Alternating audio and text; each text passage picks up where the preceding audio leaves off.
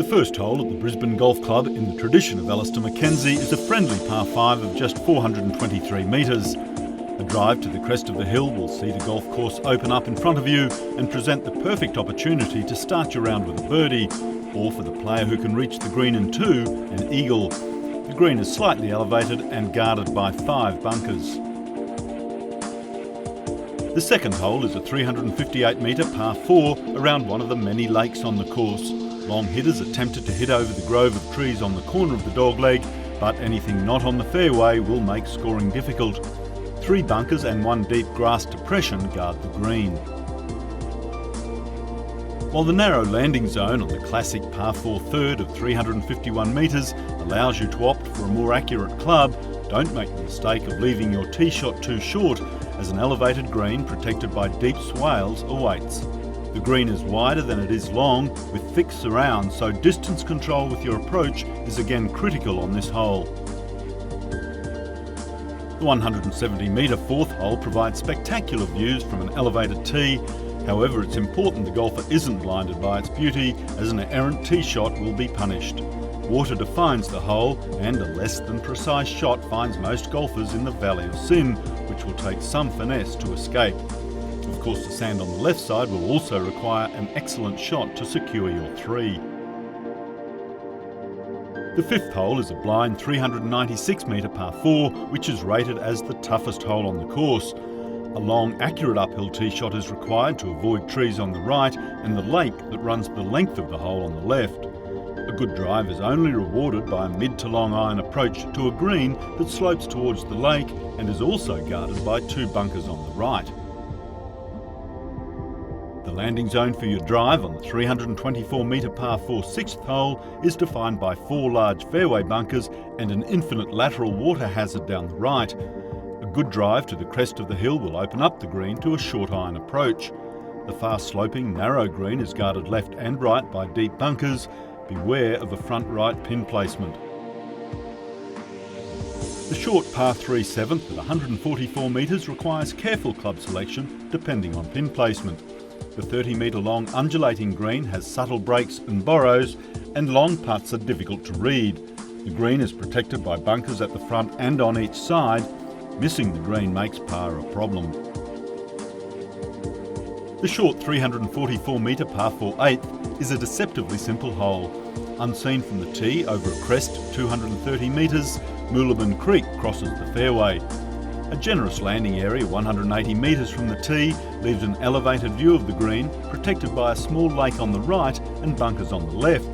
The tiered sloping green requires precise judgment of the contours, and finding the correct section is critical to scoring well. 8 is truly a dynamic hole. The par 5 445 metre tree-lined 9th hole takes you back to the clubhouse. Deep fairway bunkers define the landing area from the tee. The green's reachable in 2 for the longer hitters, however a fairway bunker protects the left-hand side and 3 deep bunkers protect the right. The green is raised 3 metres above the fairway, making approach shots difficult to judge. Once again, the ability to judge the pace of the green will get you to the halfway house much quicker. The 10th hole is the longest par 4 on the course at 401 metres. Strategically placed fairway bunkers on the right of the fairway are designed to catch the tee shot of all levels of golfer. A drive too far to the left will find you in dense rough. The left half of the green is protected by a large deep bunker, and on the right by thickly grassed swales.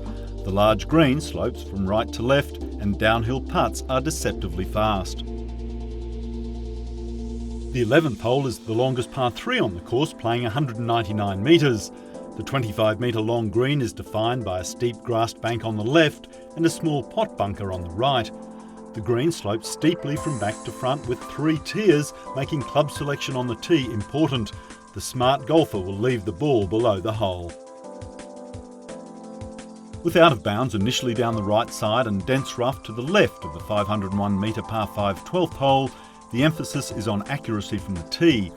If you have the length, a straight tee shot will catch the steep downhill slope and add considerable distance to your drive, providing an opportunity to hit the green in 2.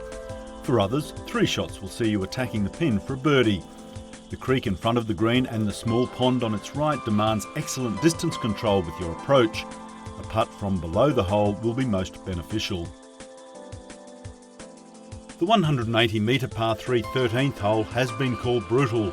Water runs down the entire right side and behind the green and needs to be put out of your mind, as do the two bunkers which protect 2/3 of the green.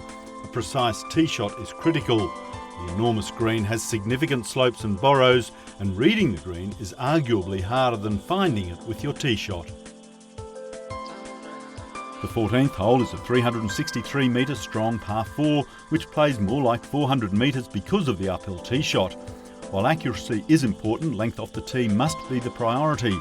3 fairway bunkers are in driving range and need to be avoided to ensure the green can be hit in regulation.